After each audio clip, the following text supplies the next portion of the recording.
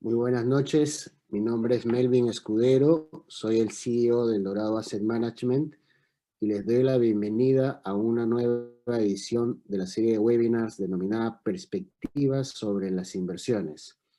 En esta oportunidad tenemos el gusto de contar con la presencia y participación de José Olivares, quien es el director general del Tesoro Público y el responsable de las recientes emisiones en los últimos años, muy exitosas, de los bonos soberanos, tanto en el mercado internacional como en el mercado local. Antes de iniciar con la entrevista, vamos a hacerles una muy breve presentación con nuestro auspiciador.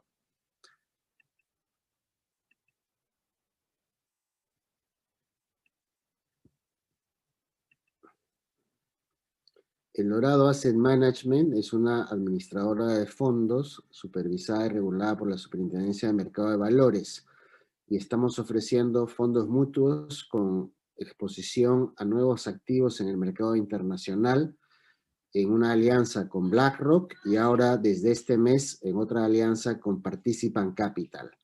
Vamos a empezar primero con los fondos mutuos internacionales que son administrados con BlackRock. BlackRock, como sabemos, es la empresa número 1 en el mundo en lo que es Asset Management, con una gestión total de más de 7.4 trillones de dólares a nivel global.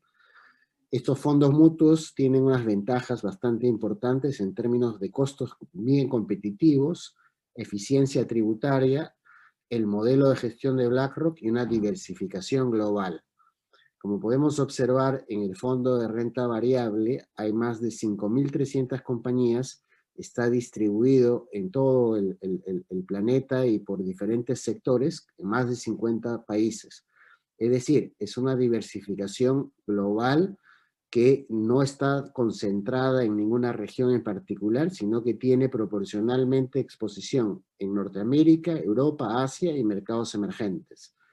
Estimamos que el próximo año, el 2021, va a ser un año muy bueno para las inversiones en acciones y esperamos un retorno en el próximo año de entre 10 y 20% en dólares, siendo el target de BlackRock entre 8 y 15% en dólares a largo plazo.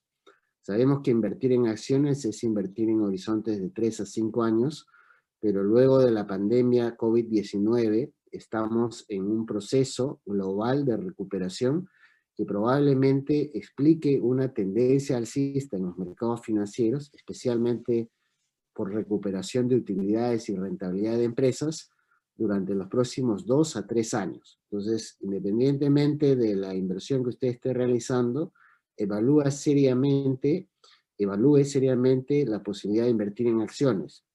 La alternativa de BlackRock es una alternativa de las más baratas en el mercado, pero desde el punto de vista de diversificación y seguridad, también una de las mejores.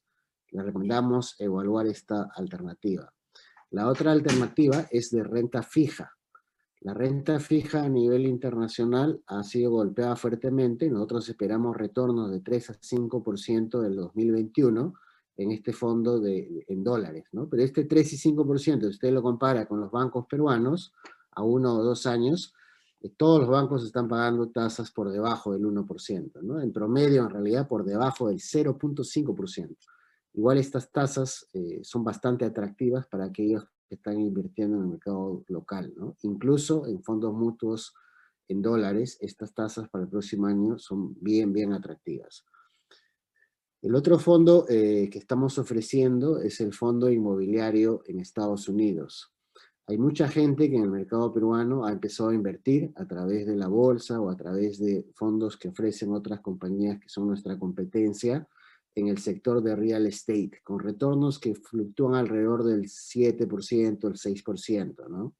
El fondo inmobiliario nuestro es en el mercado de real estate más grande en el mundo, que es el mercado de los Estados Unidos.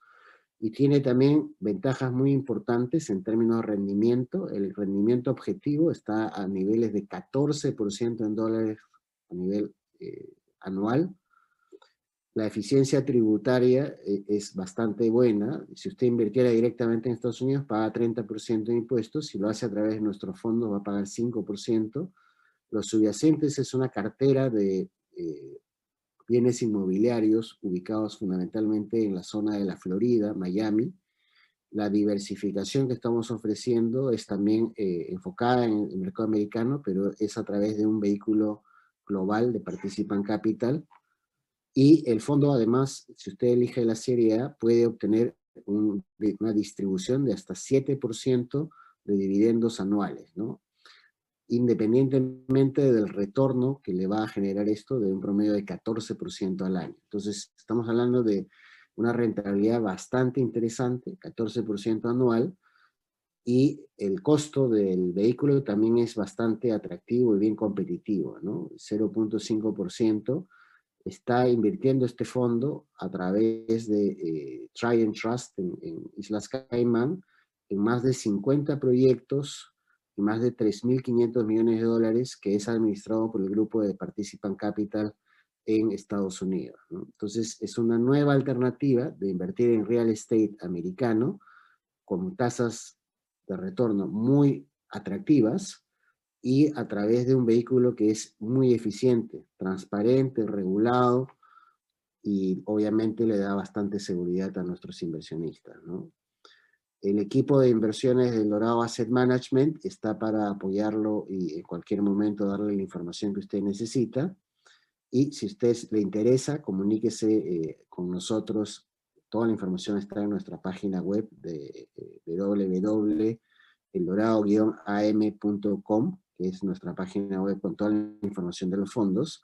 Y asimismo también nos puede escribir al correo inversión@eldorado-am.com. Cualquier cosa, nuestros funcionarios se van a contactar con ustedes a efectos de que se les brinde mayor información.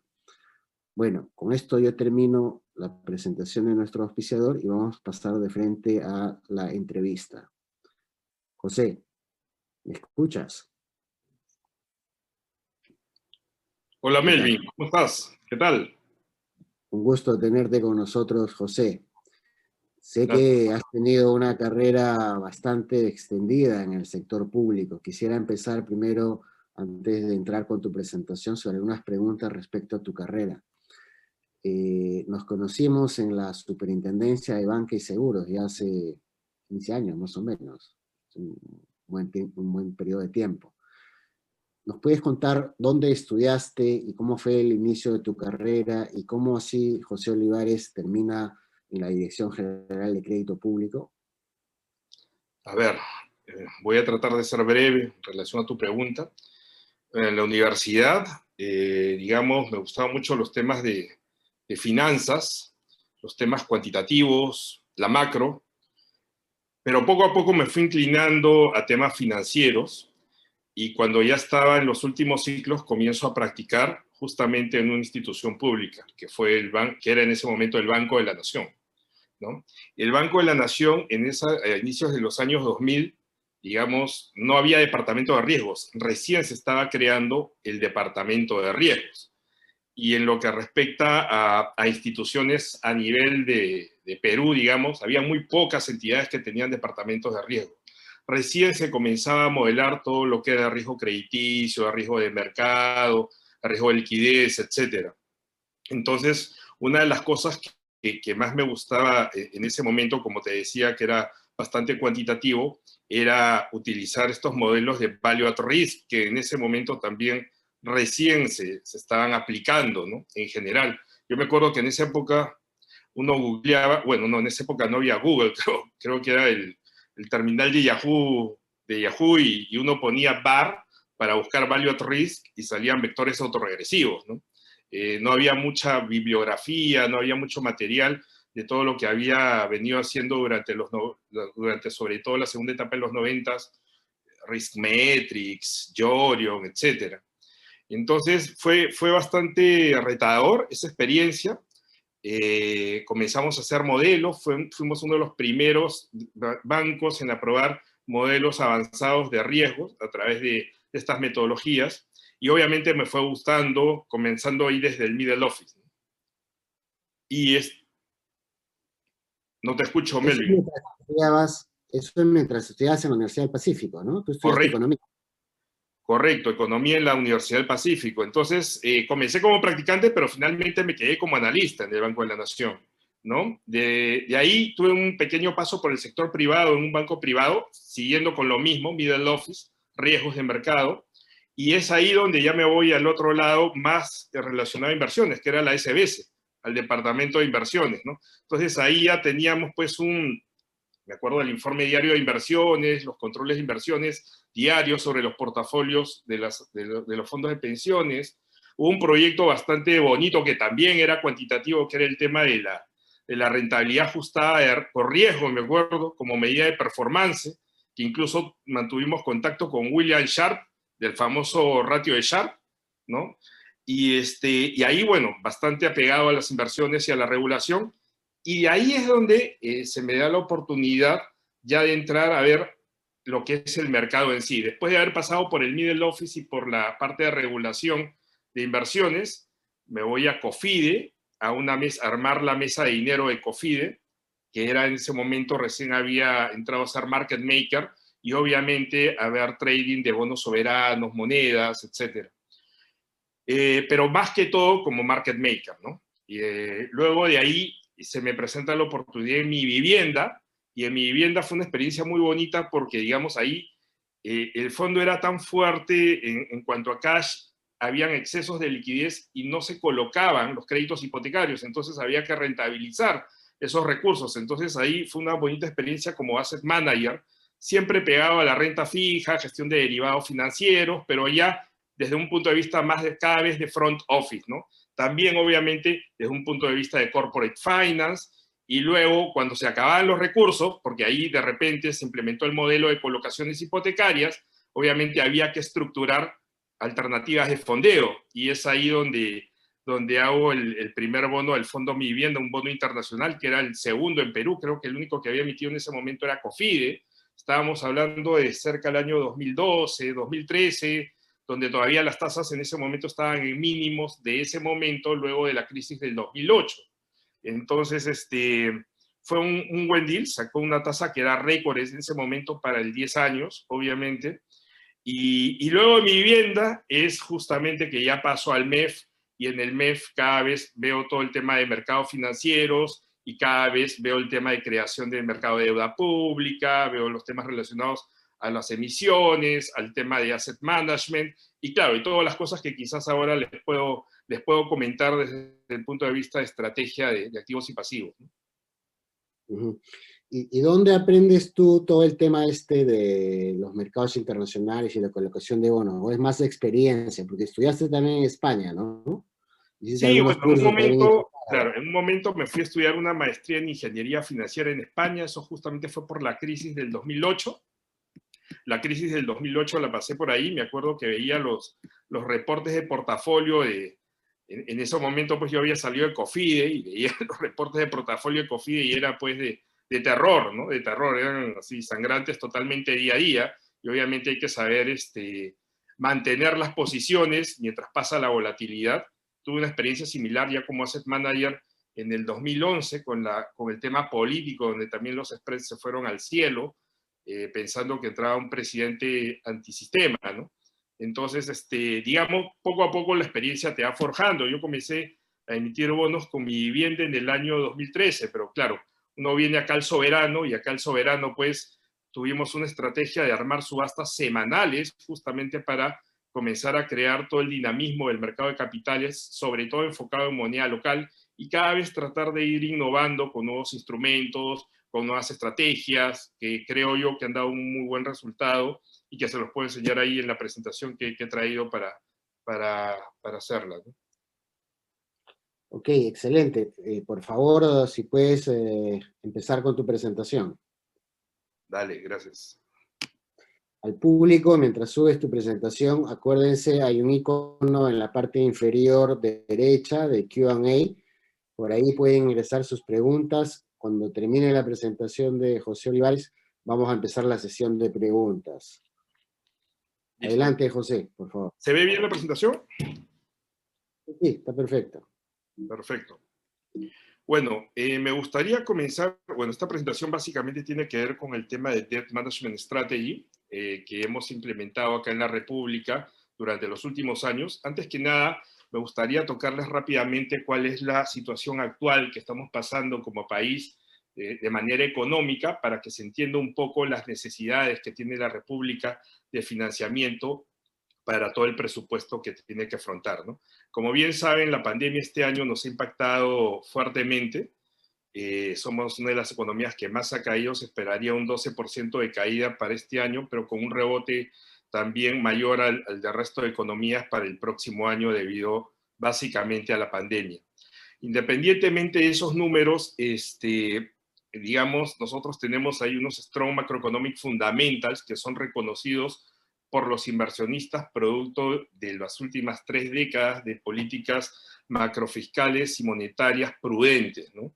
Tenemos hasta el año pasado, a fines del año pasado, éramos la economía con el menor ratio de deuda PIB de LATAM, un déficit fiscal ponderado en los últimos años bajísimo, altas reservas internacionales, casi el 30% del PIB, baja inflación, bajo riesgo país, una moneda relativamente estable, no muy volátil, que muchas veces sirve de hedge para los inversionistas, sobre todo no residentes que invierten en moneda local.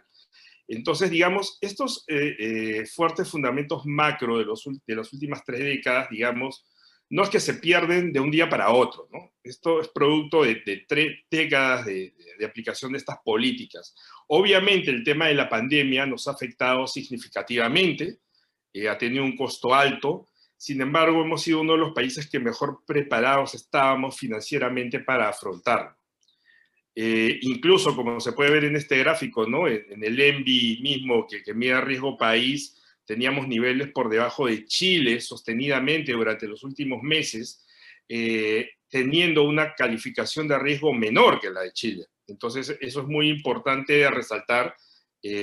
Como voy a mostrar más adelante, digamos, por ejemplo, tenemos que Perú hasta el momento es el único país de la Alianza del Pacífico y Brasil que no ha tenido ningún negative outlook ni ningún downgrade a nivel de países de la región. Como pueden apreciar, la gran mayoría sí los ha tenido por diferentes calificadoras de riesgo, básicamente las 3 principales.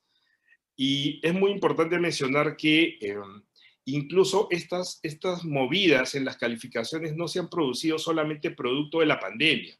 Esto viene ya incluso desde antes de la pandemia, desde hace más de un año, año y medio, con muchas movidas en las calificaciones de la región. Este año lo empezamos bastante bien. Enero y febrero estuvieron bastante buenos, sobre todo el crecimiento de la inversión pública iba a niveles récord. Lamentablemente, pues, vino el tema de la pandemia y eso afectó. Sin embargo, hasta el momento, a la fecha, todavía la economía peruana y los activos de Perú, representados a través de sus instrumentos de deuda, siguen resilientes en lo que respecta a fortaleza financiera por parte de las calificadoras.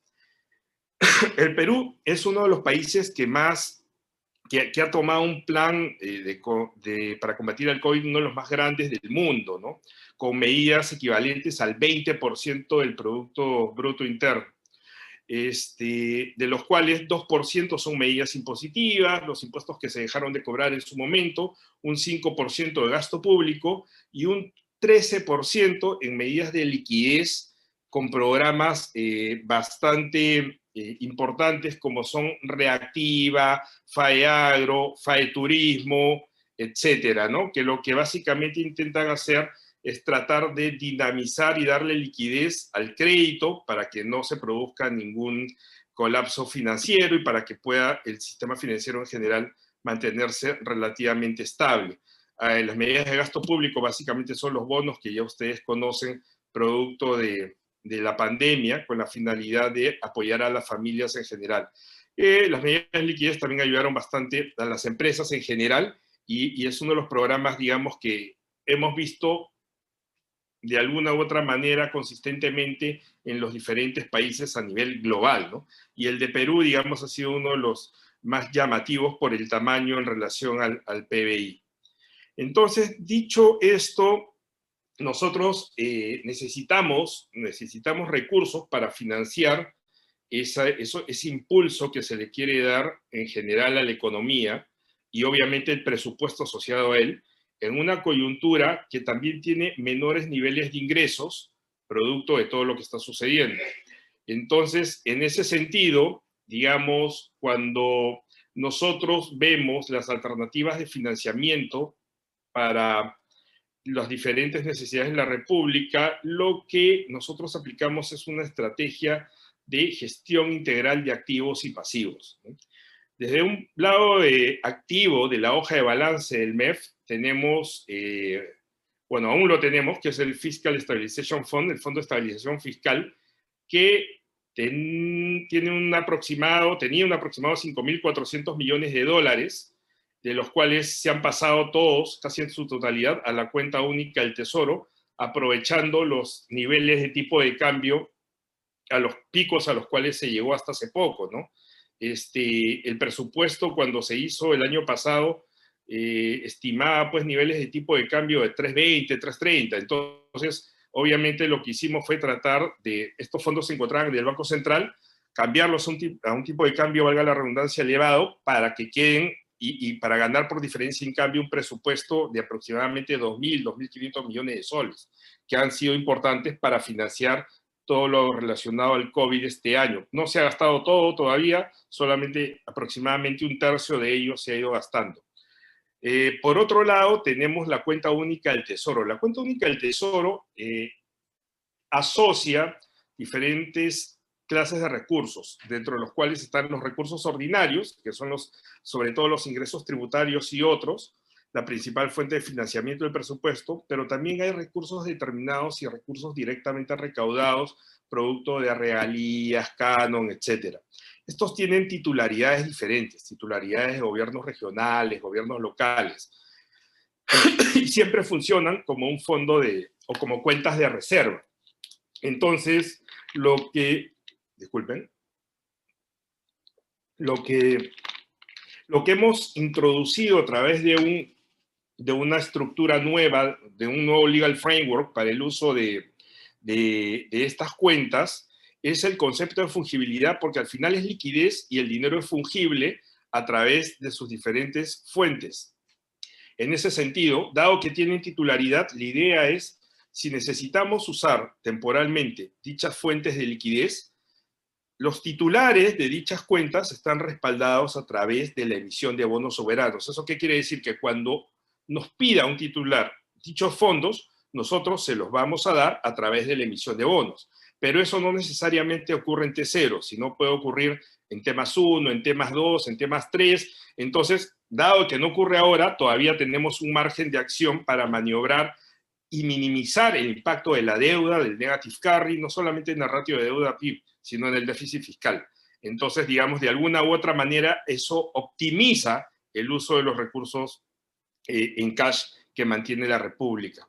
Eso desde un punto de vista de activos. Desde un punto de pasivos, obviamente tenemos los clásicos instrumentos que ustedes conocen, básicamente lo que es deuda de mercado de capitales, tanto local a través de los bonos soberanos como internacional a través de los bonos globales, y también tenemos fuentes multilaterales y bilaterales como son el Banco Mundial, el IDB, la CAF, JICA, KfW, etcétera, ¿no? Así como líneas contingentes asociadas a ellos. Entonces tenemos una estrategia de activos y pasivos que tratamos de optimizar siempre.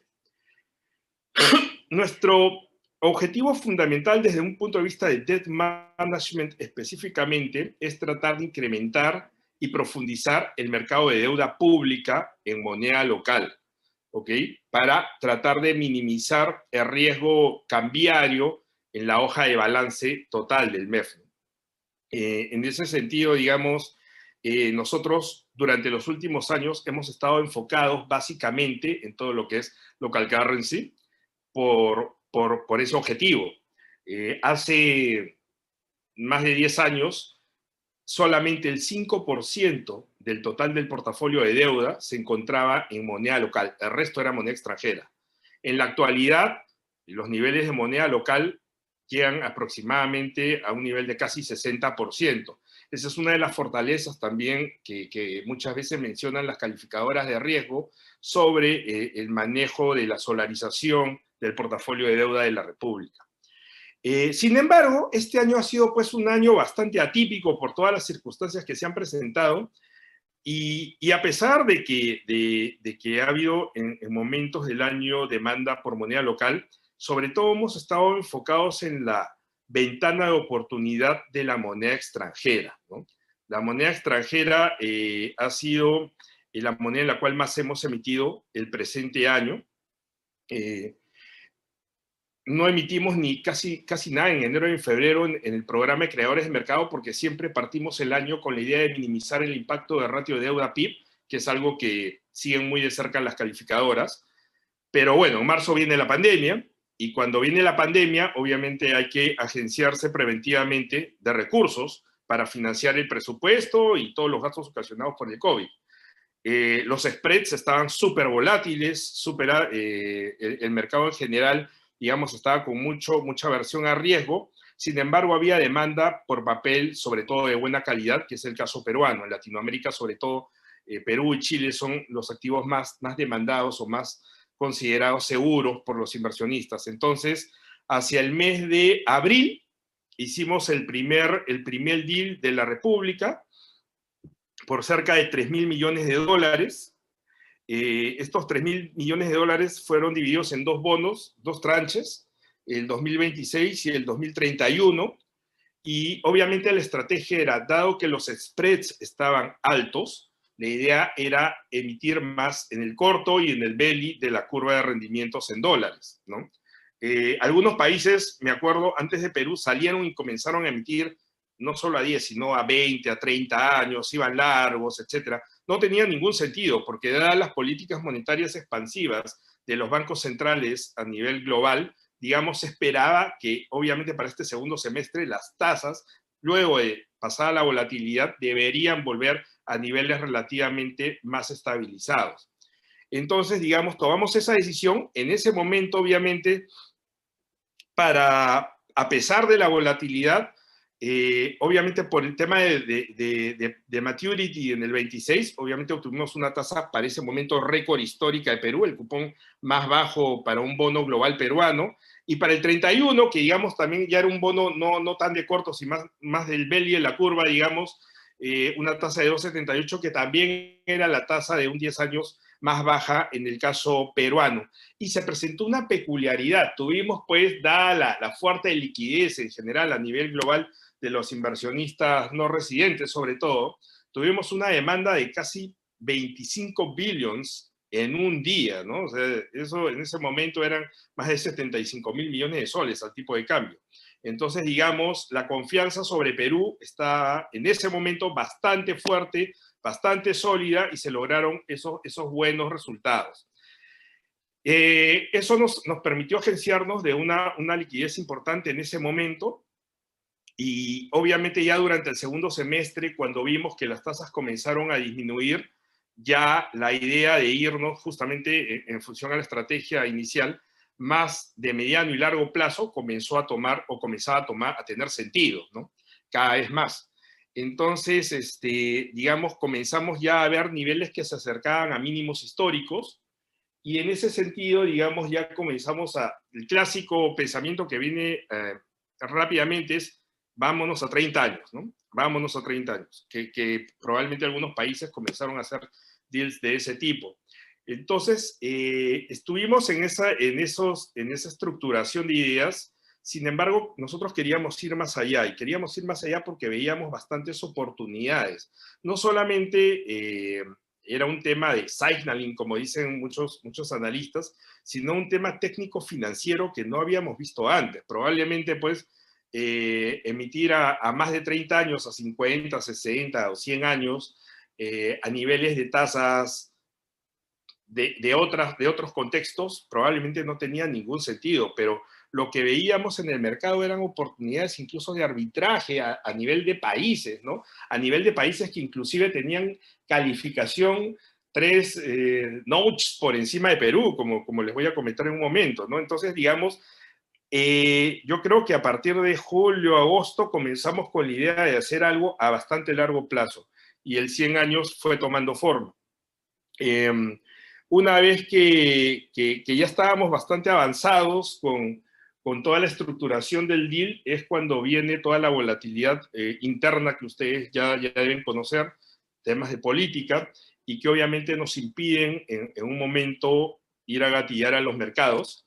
Sin embargo, esa volatilidad pasa, el mercado se estabiliza, vemos la ventana de oportunidad y ahí es donde apuntamos y gatillamos, y creo que no nos tomó más de 2 días tomar la decisión y gatillar, ¿no? Salimos con tres tranches, un bono a 12 años, un bono a 40 años y un bono a 101 años, ¿no? Que en el momento, el día antes del deal, porque este deal se llevó a cabo el lunes, y me acuerdo habernos quedado con los syndicates de domingo para lunes, debatiendo con bancos de inversión, que seguro me deben estar escuchando en este momento, si están conectados, dónde comenzar el book building, el IPT, el pricing de los bonos, el maturity, porque en un primer momento también estábamos pensando hacer algo para 50 años, finalmente quedamos en un 40 años para hacer una separación más directa con el 100 años, casi a las 2 de la mañana salió la idea de hacerlo vencer el 28 de julio del 2121, porque si no hubiera vencido en noviembre del 2120, ¿no? Y obviamente al día siguiente, pues, el mercado abrió bastante bien, hicimos el último call y salimos y gatillamos a los mercados. Y para serles sincero, al principio el libro demoró, en comparación a otros deals que he tenido la experiencia de hacer, demoró un poco, como 1 hora y media, sobre todo veíamos bastantes hedge funds entrando fuertemente a los bonos largos, obviamente que tienen más volatilidad por el tema de duration, sobre todo. Sin embargo, ya poco a poco las cuentas cotidianas que invierten en Perú comenzaron a ingresar y al final en un momento pico pues obtuvimos 15.000 millones de dólares a niveles de tasa de demanda, a niveles de tasas casi mínimos históricos, muy cercanas a nuestros mínimos históricos. Emitir un bono a 100 años a niveles de casi 3%, pues tiene bastante sentido, y en ese contexto, pues, los 3 bonos que emitimos prácticamente marcaron récords. Acuérdense que en abril les contaba que habíamos emitido el bono 2031, que era un récord a 10 años, bueno, 11 años, a 2,78, y ahora emitíamos a 12 años, el 2032, a 1,86, casi 100 básicos por debajo de abril. Entonces era bastante importante y eficiente. El bono a 40 años y el bono a 100 años, dado que no existían referencias en nuestra curva, fue todo un debate de dónde iniciar y a dónde debería llegar el precio. Cuando uno comienza a tratar de realizar este análisis, obviamente trata de hacer interpolaciones, extrapolaciones, pero todo es un ejercicio bastante teórico, ¿no? Hay un componente de tratar de leer el mood del mercado, de los investors, que a qué tasa, cuál es la sensibilidad de salirse en el book building a una tasa si uno aprieta demasiado a la baja la tasa. Entonces, eso fue algo muy importante ese día, porque ocasionó mucho debate. Y obviamente, pues, quizás también ver referencias a nivel internacional. Probablemente las referencias internacionales más cercanas que teníamos en ese momento eran México, y para un bono tan largo como 100 años, México México e Israel, ¿no? México, obviamente, por debajo de nosotros, pero Israel por encima de nosotros, 3 notch, ¿no? Tiene una calificación A más por las calificadoras internacionales. Entonces, México en su momento, perdón, Israel en su momento, y acá creo que se puede ver en este cuadro de emisiones de este año, donde se puede ver también que Perú pues siempre logró durante el año, tanto en el corto, en el medio y en el largo plazo, las menores tasas durante todo el año, pero podemos por ahí apreciar a Israel, que en su momento salió a 100 años en abril y salió a una tasa de 4,50, con un spread también bastante alto, dada la volatilidad, siendo un país con una calificación de A más por encima de Perú. En nuestro caso, en el momento, en el día del deal, el spread del 100 años de Israel en dólares sobre el Treasury americano era aproximadamente 180 básicos, ¿ok?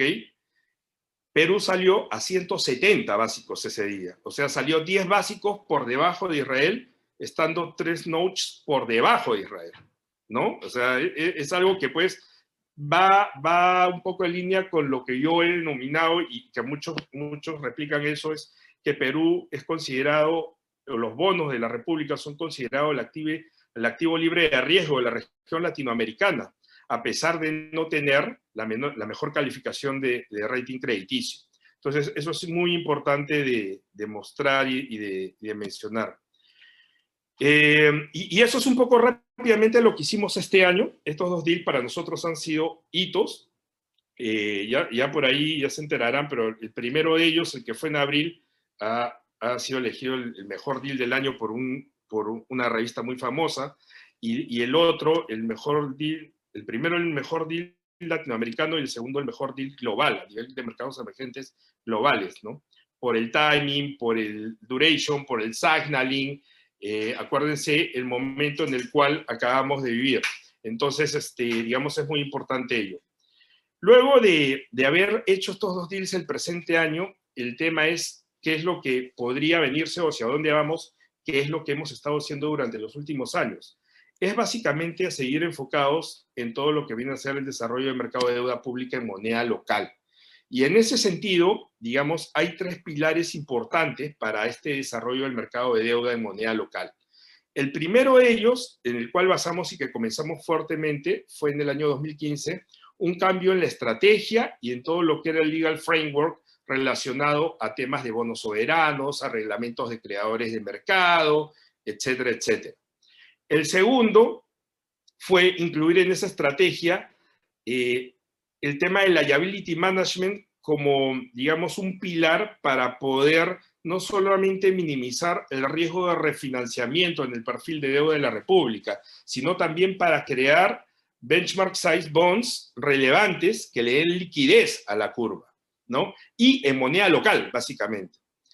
Y finalmente, otro pilar fue la implementación de plataformas de liquidación internacional, de las cuales la más grande del mundo, ya la tenemos implementada desde el año 2017, que es la plataforma de Euroclear, que permite a los no residentes liquidar bonos en moneda local en la propia moneda del inversionista. Eso es muy importante porque era una restricción que tenían muchos inversionistas y que era salvada solo a través de los GDNs, que eran unas notas emitidas por un banco de inversión con subyacente de riesgo Perú, pero que tenía el tema de eran demasiado caros los fees para armar y desarmar el GDN, tenía el tema que algunos lo consideraban que no era riesgo Perú, sino era riesgo banco de inversión y no podían comprarlo, etcétera, etcétera. Entonces, digamos, estos 3 pilares creo yo que sentaron las bases para que se dé un círculo virtuoso en la liquidez del mercado de deuda pública en moneda local y que obviamente cada vez la demanda se siguiera incrementando, mayor demanda, mayor liquidez, mayor outstanding, obviamente que es la materia prima para la liquidez de los instrumentos de deuda, obviamente se siguiera ese círculo virtuoso de desarrollo del mercado de deuda pública en moneda local. Como les mencionaba, se hicieron cambios en los reglamentos de bonos, de los diferentes tipos de bonos, cambios en el tipo de subasta, en límites, la entrada de participantes, no necesariamente creadores de mercado, hasta un porcentaje mayor en las subastas de mercado primario, que antes era solamente potestativo para los market makers, etcétera. Lo que les mencionaba de Euroclear, cambios en el reglamento de puntaje para los market makers, donde se le da ya mayor relevancia al mercado secundario más que al mercado primario. La segunda vuelta, que fue un cambio relevante que nos permitió incrementar la demanda, porque se permitió que los market makers pudieran llevar 50% en segunda ronda, 50% del monto inicial anunciado. Antes era sobre el monto colocado en la primera vuelta. ¿Y qué pasaba si en la primera vuelta colocaba 0? Si colocaba 0, la segunda vuelta por default era 0 también.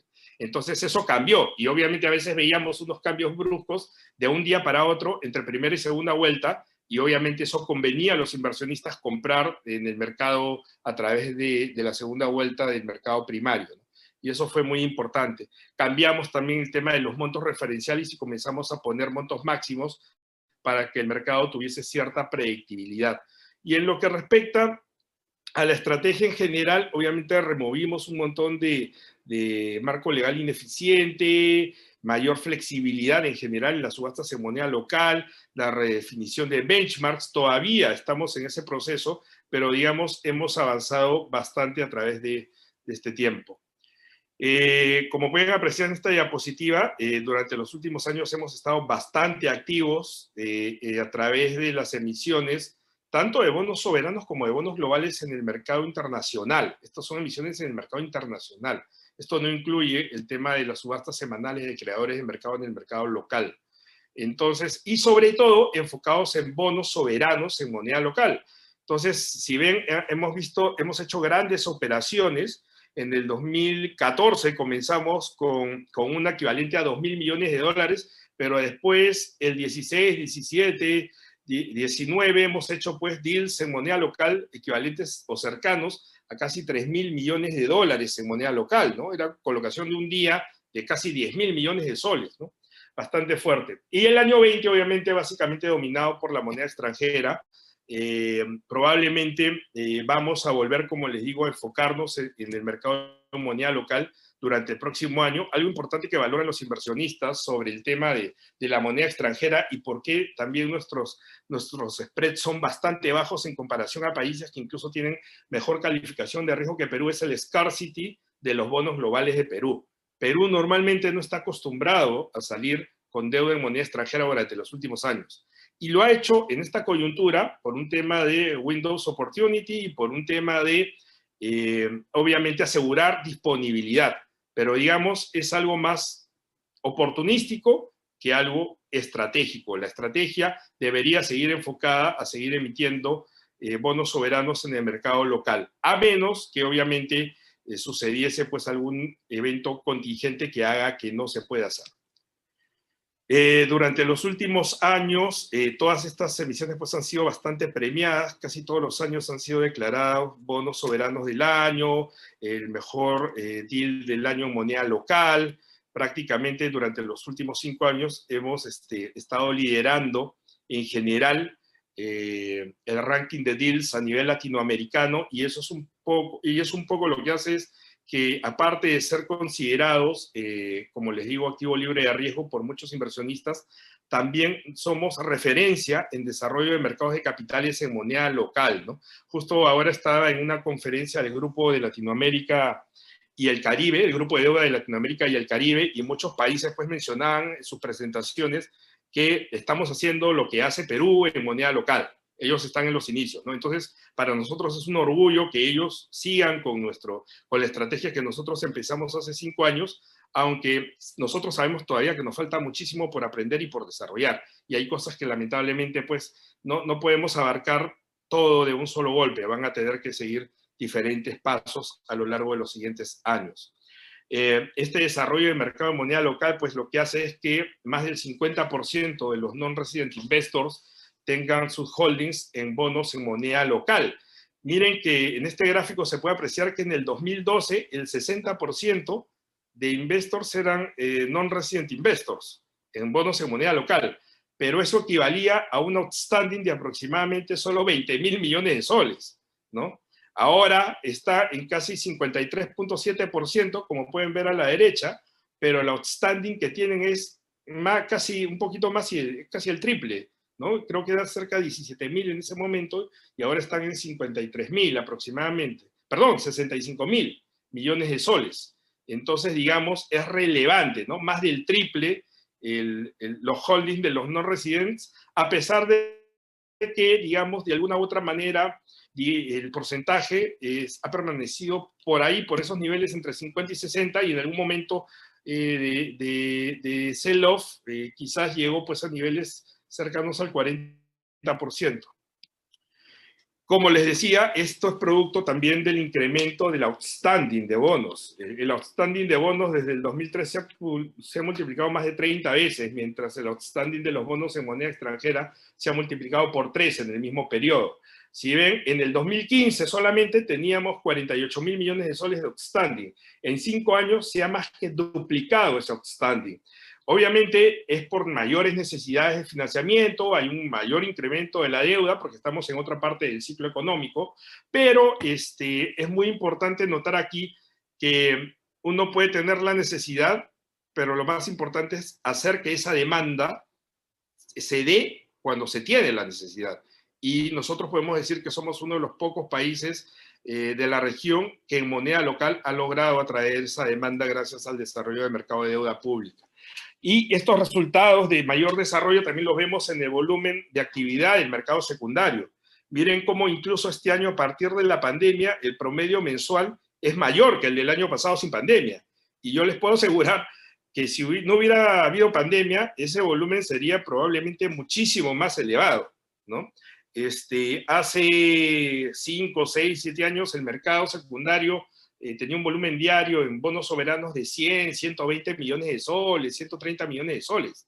Ahora el volumen en el mercado todos los días pasa de 1.000 millones de soles y en algunos momentos llega a 1.300, 1.500 millones de soles por día. Es un mercado sumamente líquido y obviamente tiene que ver con la estrategia, con el outstanding, con las plataformas y ese círculo virtuoso del cual les comentaba. La composición de la deuda pública, como les dije el año pasado, llegó a niveles casi de 64%. Ahora con las emisiones de dólares que hemos tenido, sobre todo este año, ha disminuido, pero la idea es el próximo año retomar la senda de la solarización. Probablemente ahí le hemos puesto un mínimo de 57%, pero probablemente si las condiciones se dan, porque esto también depende de las condiciones de mercado, podríamos llegar incluso hasta el 60% nuevamente y acercarnos a nuestros picos de solarización. Igual en lo que respecta a la composición por instrumentos de deuda, básicamente casi el 60% vienen a ser instrumentos de mercado soberano en moneda local, un 30% en bonos también de mercado de moneda local y un pequeño porcentaje en multilaterales y otros, ¿no? Entonces cada vez dependemos también menos de los multilaterales y tenemos una fuente más diversificada de instrumentos financieros. Y finalmente quizás mencionar rápidamente cuáles son los siguientes pasos que tiene la República, nuevos instrumentos y mecanismos para seguir generando este círculo virtuoso de liquidez de mercado de deuda pública. Que el primero de ellos, y que esperemos que salga lo más rápido posible, porque ya incluso el Legal Framework y en algunos casos los contratos marcos están aprobados, es el tema de repos y securities lending.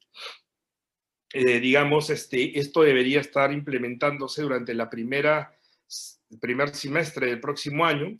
Luego también tenemos la idea de sacar a bolsa un ETF del índice del Tesoro peruano, que tiene las proporciones de cada un bono soberano en moneda local con un mínimo de outstanding y que podría ser cotizado en la bolsa de valores, lo cual generaría pues mayor diversificación de inversionistas, también generaría una liquidez mayor, un exposure mayor en general de los instrumentos de la República hacia el mercado. Vamos a migrar del modelo de Euroclear, de la primera derivada del modelo de Euroclear a la segunda derivada del modelo de Euroclear, que se llama el Secondary Market Link Model, que lo que permite es, en la actualidad, todos los bonos que son Euroclearables son bonos emitidos del 2017 en adelante, pero los antiguos, del 2016 para atrás, no son Euroclearable. Con este modelo, el Secondary Market Link Model, lo que va a hacer es que automáticamente todos los bonos antiguos se conviertan en Euroclearable Bonds, y eso lo que va a ocasionar es que la liquidez, a mi entender, lo que va a suceder es mínimo, se va a duplicar o triplicar, ¿no? Por la cantidad de inversionistas que van a poder liquidar este instrumento en general. Luego, algo que quedó probablemente en carpeta este año, que lo pensábamos hacer, pero que finalmente se complicó básicamente por tiempos, es el tema de ESG Bonds. Estuvimos trabajando en ello, probablemente se va a retomar el próximo año. Bonos no solamente verdes, sino sociales, atados a KPIs para diferentes sectores, si se logra tal meta en educación, si se logra tal meta en salud, y eso linkearlo pues al tema del cupón de un instrumento financiero. Digamos, eran cosas que estábamos explorando y sobre las cuales estábamos avanzando, pero que finalmente pues ya no hubo tiempo de hacerlo este año. Luego vamos a continuar con nuestros instrumentos de riesgo, como los bonos catastróficos y un bono hidrometeorológico que todavía no existe y que lo trataríamos de estructurar para combatir, por ejemplo, una posibilidad de algún desastre tipo fenómeno del Niño. El cat bond ya lo hemos hecho anteriormente, e incluso ya lo hemos gatillado, un terremoto de grado 7 que hubo en la selva, y que cumplió las características, y obviamente al final la prima de ese bono pues, fue pagada en su totalidad por ese evento. Lo hicimos incluso en el marco de la Alianza del Pacífico, pero Perú fue el único que pudo gatillar ese bono. Y finalmente, algo en lo cual vamos a estar también bastante activos durante los próximos tiempos es derivados financieros. Ya está todo el legal framework aprobado. Salió la semana pasada, salió una resolución ministerial autorizando a firmar los contratos marcos con diferentes bancos de inversión. Salen con nombre propio, es pública esa resolución ministerial. Entonces, este va a ser un instrumento que nos va a ayudar mucho, sobre todo, no solamente, digamos, a hedgear, sino a solarizar en momentos en los cuales digamos, los mercados de capital locales no estén tan líquidos, ¿no? Por ejemplo, en la actual coyuntura estamos viendo muchas oportunidades de arbitraje de la curva de dólares swapeada a soles que sale por debajo de la curva de soles. Entonces, digamos, vamos a tratar de aprovechar esos momentos, esas coyunturas, aprovechando también que las tasas de interés en general, tanto en dólares como en soles, están cercanas a mínimos históricos. Entonces, sí hace bastante sentido el poder, digamos, implementar toda esta serie de instrumentos y hemos aprobado un monto importante en la ley de deuda que ya fue aprobada por el Congreso para el próximo año para poder implementar todas estas estrategias. Bueno, sin más, espero que en algo les haya servido esta presentación y nada, Melvin, ahí listo, si tienes alguna pregunta o comentario que hacer. Sí, de hecho tengo varias preguntas e invito al público también a ingresar sus preguntas por el icono de Q&A, Q y A, que está en la página, la parte inferior de la plataforma, mano derecha. Por ahí pueden ingresar sus preguntas. José, primero que nada, felicitarte. Está realmente espectacular lo que se ha podido lograr en los últimos años en el mercado de lo que son bonos soberanos, moneda local, y bonos globales, moneda extranjera. Reconocer también esta requetefila, digamos, consecutiva de premios, creo que el reconocimiento del mercado hacia algo que se ha logrado de manera muy meritoria, ¿no? En ese sentido, mis felicitaciones, y creo que como peruano nos sentimos orgullosos de que estas transacciones permitan, digamos, una estructura de deuda adecuada, ¿no? Y que sea ventajosa para el país a mediano y largo plazo. ¿Puedes salir, por favor, ahí, justo, para no compartir la pantalla? Bueno, tengo en realidad muchísimas preguntas, pero voy a tratar de concentrarme en las que tienen que ver con el desarrollo, ¿no? Y un poco con lo que se está logrando. Siguiendo algunas preguntas que han llegado del público, obviamente para el éxito de estas transacciones se requiere del apoyo de bancos de inversión, ¿no? Bancos de inversión, especialmente en las colocaciones internacionales. ¿Cuáles son los criterios de selección de esos bancos de inversión?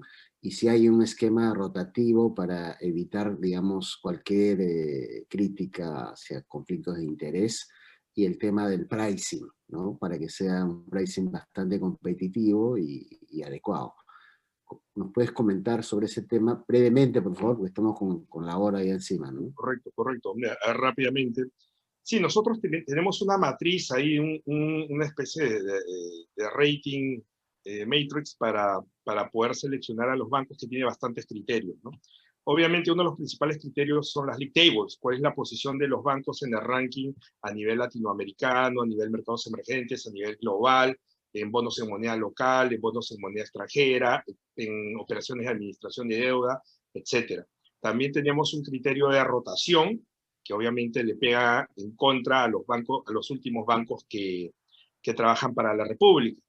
Pero también tenemos dos criterios que son sumamente importantes, que es la cobertura del banco de inversión, que el banco de inversión esté en todo momento detrás de la República dando ideas a la República. Y ahí viene otro concepto fundamental, el valor agregado. ¿Cuál es el valor agregado que le puede dar a la República un banco? Nuevas ideas, algo fuera de lo plain vanilla que normalmente se suele hacer. Normalmente los bancos de inversión, pues, yo sé que me están escuchando seguro ahorita, pero cuando uno tiene una idea desde la República, todos replican la misma idea, pero así, ¿no? Entonces, obviamente, ahí es donde nosotros podemos ver la mayor diferenciación entre bancos de inversión, cuando un banco de inversión probablemente te puede decir, oye, tú estás equivocado, tú quieres hacer una cosa, pero no deberías hacerla, ¿no? Podría ser seleccionado o no, y obviamente, si tiene un view diferente y a nosotros nos salen las cosas mal, obviamente podría haber tenido sentido su recomendación y eso va a jugar a favor para un siguiente deal del banco, ¿no? Y viceversa, también evaluamos al banco cuando está con nosotros en el deal, ¿no? En los momentos antes, durante y después de la operación, de todo el advice que nos puedan dar.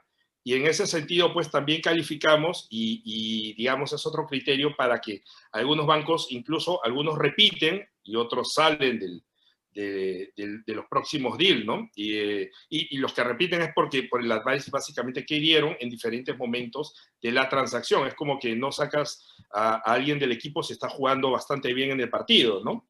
Entonces, no solamente es rotación, que es un criterio, sino todos estos que te estoy comentando. Eso por un lado. Y la segunda era, perdón, se me fue. El tema del pricing. Y el tema del pricing es bastante importante y tiene bastante relevancia, porque, digamos, acuérdense que cuando uno está con bancos de inversión, los bancos tienen dos clientes. Nosotros somos un cliente, los emisores soberanos, pero también tienen otros clientes que son los inversionistas en general, los investors, tanto locales como no residentes. Y obviamente cada uno tiene intereses contrapuestos. El inversionista quiere la mayor tasa y el emisor quiere la menor tasa. Entonces hay que saber calibrar bien eso, ¿no? Hay que saber calibrar bien eso, hay que ponerse bastante duro, incluso a veces no solamente con los banqueros, sino con los syndicates específicamente, que son los que comienzan a debatir el precio. Te puedo contar una anécdota del último deal, del bono a 100 años y el de 40 años, ¿no? Como no tenía referencias para hacer el pricing de dichos bonos, nuestra última referencia era el bono 2050, que era el bono a 30 años. Entonces, en algún momento, digamos, lo que nosotros decíamos es, bueno, hay que tomar benchmarks y obviamente hay que ver cuál es el feeling del mercado también. Entonces, así como los bancos hacen un trabajo de monitorear cuál es el feeling, la percepción de los investors, hecho por los syndicates, nosotros también ya vamos directamente a los inversionistas y comenzamos a hacer una lectura del mercado. Entonces, tenemos una idea de hacia dónde podría ir el precio del deal. Algo muy importante es, por ejemplo, y lo escuché a muchos analistas decir, ¿por qué 100 años? ¿Por qué no emitieron a 60 años o 70 años? A ver, el spread entre un bono a 40 años y el bono a 100 años ha sido casi 40 básicos, ¿ya? Cuando emitimos el bono 2032, el bono a 12 años, lo hicimos con la finalidad de tratar, y el bono 40 y el bono 100, tratar de suavizar la pendiente en general de la curva de rendimiento, ¿no? Nosotros tenemos ahí el bono 2033 y el bono 2037, que son bonos totalmente ineficientes, que dado que se emitieron, son antiguos y se emitieron a cupones altos, tienen un precio de casi 160, 170% sobre la par. Entonces son totalmente ineficientes. El 2050 también está bastante alto sobre la par. Entonces, emitiendo un 40 años y pegándolo, porque en un primer momento queríamos 50, pero finalmente optamos por el 40 años, pegándolo al 50, los síndices me decían, hay que dar una prima por el mayor plazo de aproximadamente entre 10 a 15 básicos. Y el debate en ese momento se centró de que si era un bono ineficiente, lo que nosotros esperábamos como república era que el bono 40 años en tasa debería cotizar en el mercado secundario por debajo del bono a 30 años, que era el 2050, ¿no? Y obviamente en ese momento nadie tiene la razón, porque nadie tiene una bola de cristal, ¿no? Pero ahora ya podemos ver los resultados. Y en efecto, cuando tú ves las cotizaciones ahorita en el mercado secundario, el bono 2060 cotiza 10 básicos por debajo del bono 2050, ¿no? Y la pendiente entre el bono 2060 y el 2121 son 40 básicos. Tú tenías una pendiente entre el 2032 y el 2033 de casi 70 básicos por la ineficiencia del precio del bono 33. Entonces, lo que estábamos buscando técnicamente es aplanar todo el tramo largo de la curva. Y creo que se logró de manera bastante eficiente, porque como les comentaba, Israel, que tiene 3 notches por encima de Perú, ahorita mismo su bono a 100 años cotiza 10 básicos por encima de Perú, Israel, ¿no? Entonces, digamos, eso es muy importante de mencionar. Otro punto importante, y ya con esto termino este tema, es de que cuando tú priceas, si es que priceaste a fair value, en teoría, una vez que salga el bono en el mercado secundario, no debería moverse ni para abajo ni para arriba, ¿no es cierto? Si es que no priceaste a fair value y los inversionistas tuvieron mejor view, obviamente pues, y tú seguiste más como emisor, vas a tener una disminución de tasa. Y viceversa, un aumento de tasa. Y bueno, lo que hemos visto, y creo que lo pueden corroborar todos los banqueros, inversionistas y el público en general, es que ahorita los bonos que emitió la República, sobre todo los de más largo plazo, nunca disminuyeron en tasa y ahorita cotizan por encima de lo que emitimos la semana pasada. Y son bonos que tienen larga duración, son muy sensibles. Entonces, digamos, eh, eh, creemos que llegamos pues a un muy buen fair value, a un muy buen nivel, porque ya no hubo espacio para disminución en la tasa. Y a un nivel, como mencionaba, que era bastante bajo y que, como digo siempre, no tenemos una bola de cristal, pero probablemente periodos así no se repiten todo el tiempo durante los siguientes años. Entonces, digamos, para nosotros ese fue el sustento técnico y obviamente aparte de ello tuvo un punto especial que fue el signaling que sucedió después de haber tenido pues 3 presidentes en 2 semanas y que Perú salga a esos niveles con esa demanda, digamos, para nosotros es considerado un hito, ¿no? Prácticamente. Sí, no, y fue una sorpresa bien positiva porque muestra claramente que los fundamentos siguen bien sólidos a pesar de toda esta volatilidad política e incluso social, ¿no? Que ha de alguna manera desmoralizado a mucha gente, porque pensábamos que el Perú podía estar para otros niveles. Sin embargo, este tipo de transacciones muestran claramente que los fundamentos siguen intactos, siguen sólidos. Ahora, respecto al tema del fee de los bancos y de los costos, eso también me imagino que es una variable importante en el momento de la selección. Sí, correcto. Pero digamos, en el caso de gobiernos como nosotros prácticamente ahí tenemos el tema de que nosotros prácticamente fijamos el precio a través de una negociación.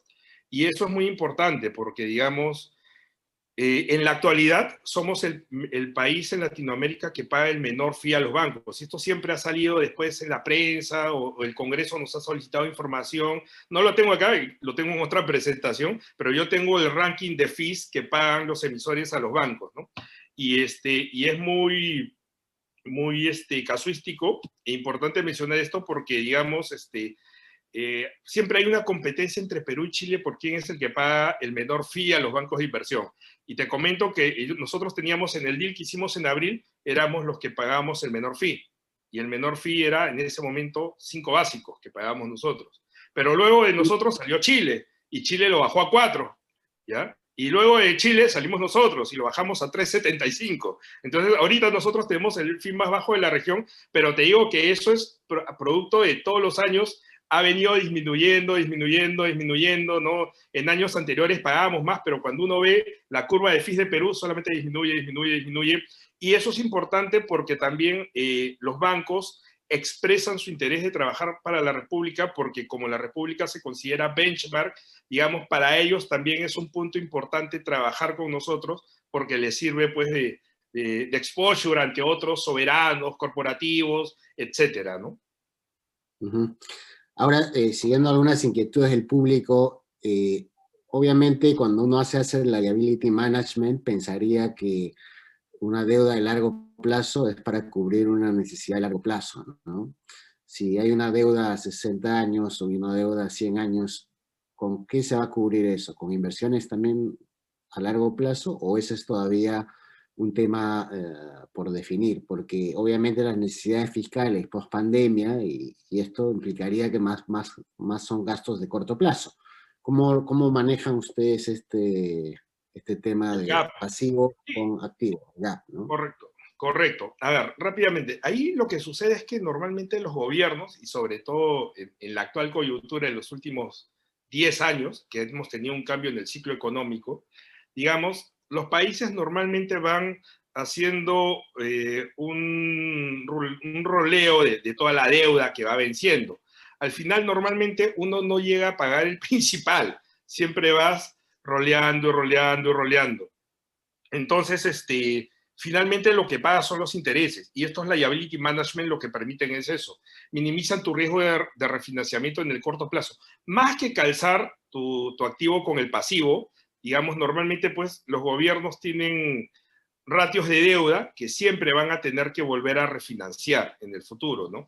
Por ejemplo, el bono de 10 años que acabamos de emitir ahorita, que está en 1,86, probablemente, imaginemos, probablemente a partir del sexto, séptimo, octavo año ya comience a ser materia de recompras y de ejercicios de administración de deuda. Pero probablemente una pequeña porción quedará, ¿no? Esa pequeña porción se va a tener que emitir en 10 años y probablemente en 10 años no necesariamente las tasas van a estar a 1,86, ¿no? Probablemente hay otro ciclo económico y probablemente las referencias estén en otro nivel. Lo mismo pasa con el bono 60 años, lo mismo pasa con el bono 100 años. Ahora, imaginemos pues otra coyuntura que tiene, no le veo tanta alta probabilidad, pero imaginemos pues, pero está sucediendo en Europa, ¿no? El día de hoy creo que España emitió bonos a 10 años a tasa negativa, ¿no? Pero imaginemos pues que Perú de acá a 30 años o en un ciclo económico, en 40 años, pudiera emitir a tasas cercanas al 0% en moneda extranjera, pues será producto de la transacción de hacer un liability management, recomprar eso, patear la deuda al mismo duration o a diferente duration a un cupón menor, ¿no? Que es justamente donde generamos NPVs para la transacción y obviamente seguir con ese manejo de la deuda, ¿no? Siempre seguir con ese manejo de la deuda. Creo que el único caso en el cual, y lo escuché por muchos comentarios, digamos, tendría sentido el hecho de, y como escuchaba mucha gente decir también, ¿por qué no emitimos todo a 10 años que es más barato? Claro, si tú pensaras que de acá a 10 años vas a endeudarte y en 10 años nunca más vas a necesitar endeudarte, pues claro que tiene sentido emitir todo a 10 años, ¿no? Pero si tú sabes que vas a continuar y continuar y continuar endeudándote y vas a seguir refinanciando los perfiles de deuda, obviamente en los menores niveles históricos, que es la coyuntura actual, tiene todo el sentido del mundo irte lo más largo posible. De acuerdo con el tema económico de alargar la duración. Sin embargo, yendo un poco a los temas pendientes o las proyecciones de lo que van a hacer en el tema de la deuda, tú has mencionado el tema de los derivados financieros y una norma importante que han sacado recientemente. Es una de las tareas pendientes en el mercado, largamente reclamada, digamos, por los bancos locales e internacionales. Y esto también viene emparentado con la necesidad de liquidez, ¿no? Porque lo que se ha visto en el Perú, de hecho en los últimos 20 años, ha sido el privilegio, digamos, de la solarización y el privilegio de los plazos largos. Pero como que se descuidó la parte corta de la curva. Y la parte corta de la curva es fundamental para tener derivados, porque los derivados se pricean desde la parte corta, ¿no? Y en particular, digamos, con tasa fija y tasa variable, especialmente para la definición de los swaps, más allá del tema de los forwards, ¿no? Y los FRAs. Entonces, el mercado como que ha estado cojo en esa pata. ¿Tú crees que esto se va a solucionar finalmente? ¿El gobierno va a empezar a emitir T-bills? Porque esto es manejo de deuda a largo plazo, obviamente es valioso e importante, pero tú también has mencionado que la liquidez es importante.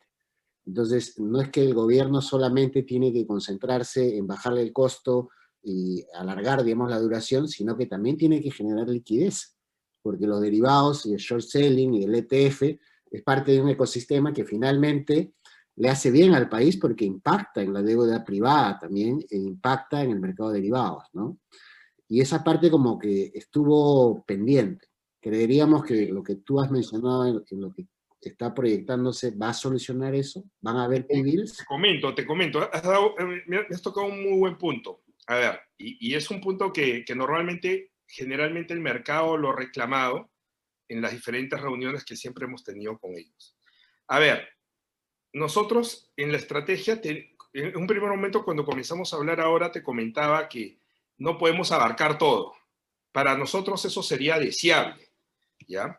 pero tenemos un par de inconvenientes. Lo empezamos a hacer hace unos años, lo empezamos a hacer. Comenzamos a sacar letras del Tesoro Público. ¿Qué pasó? Teníamos un límite. ¿Y sabes quién ponía ese límite? El Congreso. ¿Ok? Comenzamos con 1.000, subimos a 2.000, subimos a... Cuando quisimos subir por encima de 3.000, el Congreso nos puso stop. No, no, no, no. Entonces, ahí comenzamos a tener pues un tema de, lamentablemente, una restricción contra la estrategia que íbamos teniendo. Otro punto en relación a ello tiene que ver con el overlapping que se producían con los sedes del Banco Central.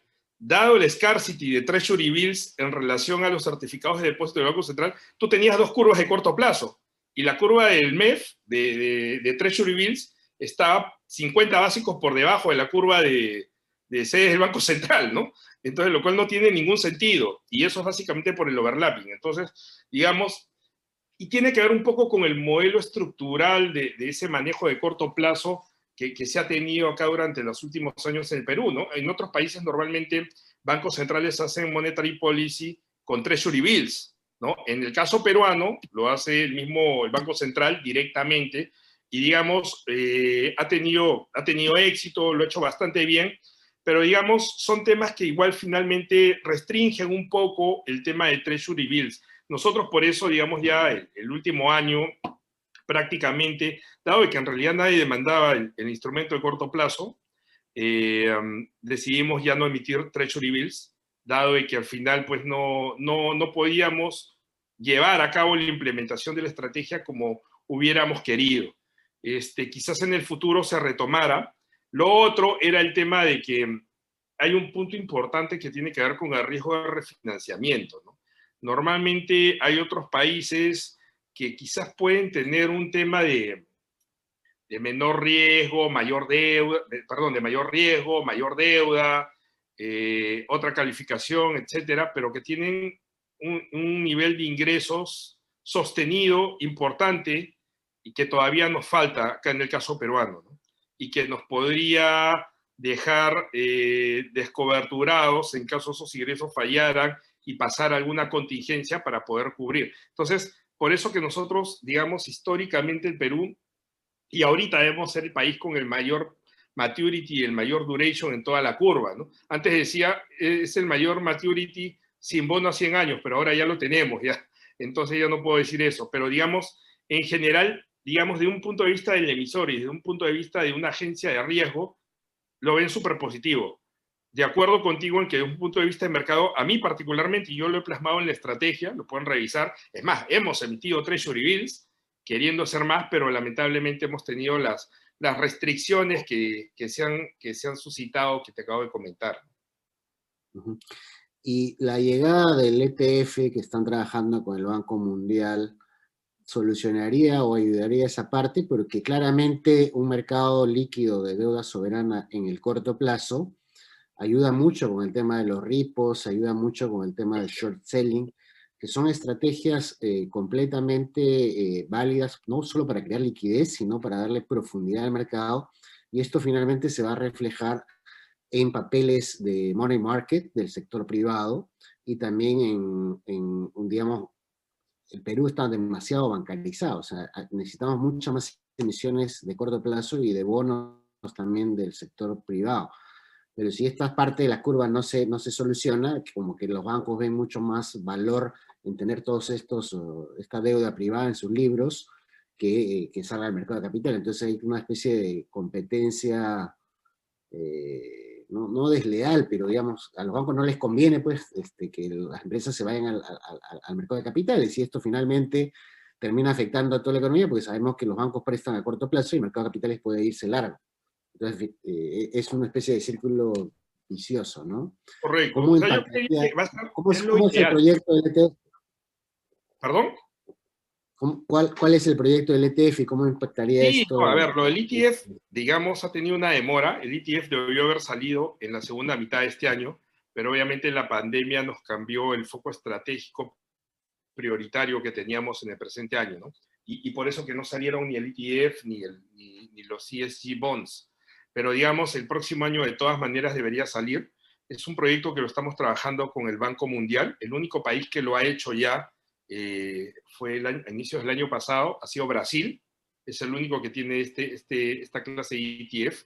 Nosotros esperaríamos hacerlo. Nosotros ya manejamos ese índice acá en la Dirección de Mercados Financieros con el Front Office del Tesoro Público, y obviamente compran los papeles, venden los papeles, rebalancean, y la rentabilidad que ha tenido ese portafolio es increíble, ¿no? Prácticamente se ha duplicado en los últimos 3 años, 4 años. Entonces, dado el comportamiento de la deuda en general, obviamente va a dinamizar el mercado, yo estoy convencido de eso. Debería, de todas maneras, y ahorita justo estamos viendo ya reglamentos para el tema de la selección del asset manager y todos esos temas relacionados a ello, para cuando tenga que ser listado en bolsa. Así que yo creería que eso debería salir durante incluso el primer trimestre del próximo año, de dar mayor dinamismo. Fuera de ello, el otro tema, sí, pues yo particularmente, para mí sería ideal llevar a cabo todo ese desarrollo del tramo corto de la curva. Hay, como digo, una serie de restricciones. Esperemos que con el tiempo pues esas vayan pasando, pero digamos, un poco lo que comentaba al inicio, así como también hay el tema de la curva swap, el tema de short selling, securities lending, que ha ido avanzando progresivamente. Creo que estamos bastante cerca del tema de repos y securities lending, pero digamos, finalmente vamos a ir avanzando de a pocos. El tema back, por ejemplo, también muchos me preguntaban por el tema de back. En su momento los back fueron un poco Esa es dejados una como pregunta también del prioridad. público. Sí, sí, entonces fueron dejados de lado porque justamente pues necesitábamos outstanding para darle liquidez al otro tramo, pero ahora que ya se ha ganado liquidez, probablemente podría ser una estrategia. Y vamos a ver también cómo se comporta las compañías de seguro con el tema, ¿no? Porque en su momento, cuando comenzaron a salir los backs emitidos por la República, en realidad la demanda era bastante baja, ¿no? No era el potencial de demanda que en algún momento conversamos con ellas. Un mercado inundado por bonos back, por ejemplo, es el chileno, que era todo back, y ahora más bien están cambiando su estrategia y los back los están volviendo nominales, ¿no? Ya prácticamente están tratando de impulsar más el otro mercado. Entonces, digamos, son views por momentos. Obviamente hay necesidades para cada tipo de inversionista. Lamentablemente, como les comento, no podemos satisfacer a todos los inversionistas, pero tratamos de dar el mejor esfuerzo para seguir desarrollando el mercado. Hay una pregunta del público que está vinculada a la sostenibilidad fiscal y a esta norma que aprobó el Congreso por insistencia de la ONP, ¿no? ¿Efectivamente esta norma pone en riesgo el tema del endeudamiento o cuál es tu opinión al respecto? Sí, o sea, primeramente creo que eso es público, ¿no? El Congreso no debe tener iniciativa de gasto, no tiene constitucionalmente iniciativa de gasto. Definitivamente pues afecta, porque un ejemplo parecido, bueno, esto es directamente con lo de la ONP, pero hemos tenido otros ejemplos como el tema de los fondos de las AFPs, ¿no? En una primera etapa, ahora quizás en una segunda etapa. Y digamos, gracias a la liquidez que se ha tenido el sistema, los repos con el Banco Central, de alguna u otra manera, pues, sí ha llegado a capear el temporal. Sin embargo, digamos, puede llegar el momento en el que el agua se salga del vaso, que lo rebalse, ¿no? Y ese es el riesgo que tenemos de justamente ir perdiendo esa credibilidad fiscal que tanto tiempo ha tomado construirse, casi 3 décadas, ¿no? Las agencias de riesgo, yo las veo, hablo con ellas muy frecuentemente, están sumamente preocupadas por ese tipo de medidas como FP, como NP y otras asociadas a ellos. En realidad, para ellos, el riesgo político se ha incrementado sustancialmente, a pesar de que, digamos, bajó después de la última escalada que tuvimos hace aproximadamente un mes, pero igual nos siguen de cerca y esperemos pues que ese tipo de medidas paren, porque finalmente vamos a tener probablemente un impacto y que se va a ver reflejado finalmente en un deterioro de las condiciones financieras de Perú para acceder a los mercados, y se va a encarecer nuestro crédito, nuestro costo, y al final eso nos impacta a todos los peruanos, porque finalmente nos va a costar a nosotros más levantar esos recursos. Entonces, digamos, hay que ser muy cuidadoso con ello y esperemos pues que se lleguen de alguna u otra manera a repensar ese tipo de medidas y conciliar, digamos, los verdaderos objetivos en los cuales deberíamos concentrarnos como república. Uh-huh. Bueno, mi estimado, nos hemos excedido un poco en tema de los plazos y de la hora. Una última pregunta para cerrar, ¿no? Sé que si sale un ETF o si la gente común y corriente pudiera invertir en los bonos soberanos, ya sean soles o los globales, los retornos que obtendría son mucho mayores de los que tiene en la banca, Sí. pero por 3, 5, 10 veces más. Entonces, o sea, el ETF va a ayudar, obviamente, ¿no? Porque ya hicieron un esfuerzo también con las casas de bolsa para ver cómo poder hacer que las personas naturales también puedan tener acceso al mercado de bonos, ¿no? Esa sería una. Y segunda, la última pregunta es, ¿tú qué le recomiendas a los peruanos? Porque obviamente el mercado de bonos en Perú es como que se ha parado, ¿no? Si uno observa las emisiones primarias en los últimos 3 años, han sido muy pobres, ¿no? Y en cambio el soberano pues ha seguido desarrollándose, como tú lo has mostrado, a la profundidad de la liquidez y todo.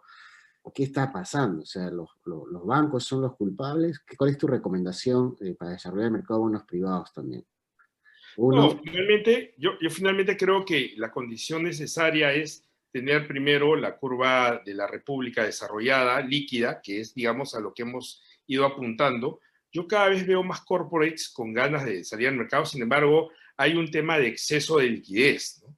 De exceso de liquidez que es claro. Entonces, obviamente, para muchos corporates les hace sentido ir directamente con un banco, no porque el desarrollo del mercado de capitales, o no porque la curva, digamos, moneda local de referencia no esté desarrollada, sino porque tienen un exceso de liquidez fortísimo. Y obviamente va por ahí la cosa. Otros corporates que probablemente tienen mayor capacidad de negociación también hacen lo mismo o incluso también salen al mercado de capitales.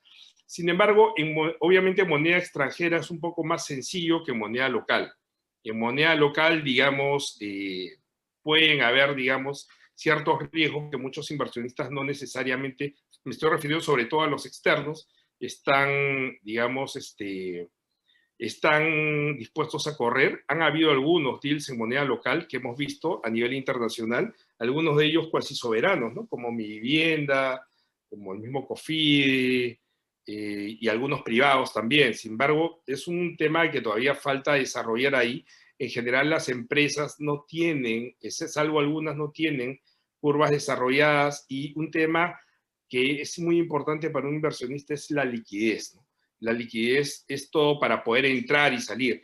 Y si no es un corporate que sea líquido, obviamente va a pagar una prima por iliquidez bastante fuerte, y obviamente con la competencia que tienes de los bancos con excesos de liquidez, obviamente va a abrir una ventana para ese canal, digamos, pero es algo ya más, digamos, estructural, digamos que tampoco es de la noche a la mañana, que creo que una vez que se estabilice en general los diferentes flujos en los diferentes mercados, podrían crearse oportunidades importantes para que estos corporates salgan más, cada vez más al mercado de capitales y puedan ser y tener unas referencias por ellos mismos, no solamente ya por el gobierno, que en general, como tú bien sabes y hemos hablado, ya la tiene desarrollada. ok, José, solamente me queda agradecerte por tu excelente presentación y tus comentarios respecto a todo el buen trabajo que han venido realizando. Y al público también las gracias por su participación y nos vemos pronto en otro capítulo de esta serie de webinars de perspectivas de inversiones. Muchísimas gracias a todos y buenas noches. Gracias, Gracias. Buenas José. noches. Nos Buenas vemos. noches. Chao.